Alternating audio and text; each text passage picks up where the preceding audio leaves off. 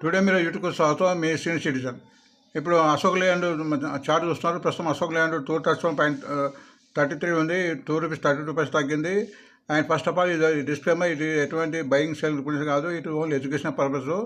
ఎందుకంటే అశోక్ ల్యాండ్ మన ఫ్రైడే నాడు మంచి రిజల్ట్ పట్టించింది అండ్ బోనస్ కూడా పట్టించింది. అయినా తగ్గుతుందంటే ఎందుకు తగ్గుతుందంటే కారణం ఏంటంటే ఇది ఆల్మోస్ట్ 260 నుంచి అంటే 12th మే నుంచి పెరిగింది కంటిన్యూగా 7-8 డేస్. కాబట్టి ప్రాఫిట్ బుకింగ్ అవుతుంది.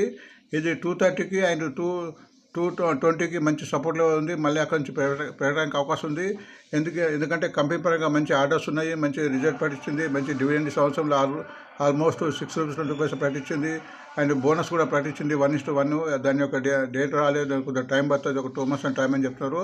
సో తర్వాత పికప్ అయ్యే అవకాశం ఉంటుంది. సో ఈరోజు రేటు తగ్గడానికి కారణం నేనైతే ప్రాఫిట్ బుకింగ్ అనుకుంటాను.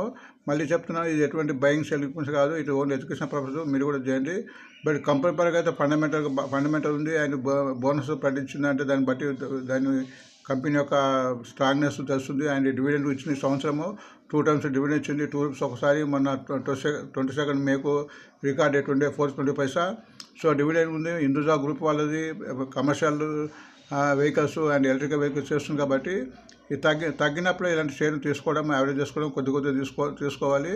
బట్ ఇక్కడైతే సపోర్ట్ 230 వరకు కూడా వచ్చే అవకాశం ఉంది. ఒకవేళ 230 బ్రేక్ అయితే 260 వస్తుంది. తర్వాత 250 పోవచ్చు. ఇది ఒక రకమైన క్యాల్కులేషనే. బట్ ఫండమెంటల్గా బాగుంది, టెక్నికల్గా బాగుంది. ఇప్పుడు RSI 58, 59 ఉంది అండ్ ఇప్పుడు కూడా ప్రస్తుతం అన్నీ మూవింగ్ పైన ఉంది. ఇది 232 రానంత వరకు కూడా కిందకు పోయే ప్రసక్తి ఉండదు. ఒక 230 క్రాస్ అయితే కిందకు పోయే అవకాశం ఉంది. ప్రస్తుతం స్ట్రాంగ్గా ఉందని చెప్పుకోవచ్చు. సో ఇది మళ్ళీ ఒకసారి చెప్తున్నా, ఇది ఎటువంటి బయింగ్ సెల్లింగ్ రికమెండ్ కాదని చెప్తున్నా. బట్ దీన్ని తగ్గినప్పుడు బై అండ్ డిప్స్ కింద ఉందని చెప్పడానికి ప్రయత్నం చేస్తున్నా.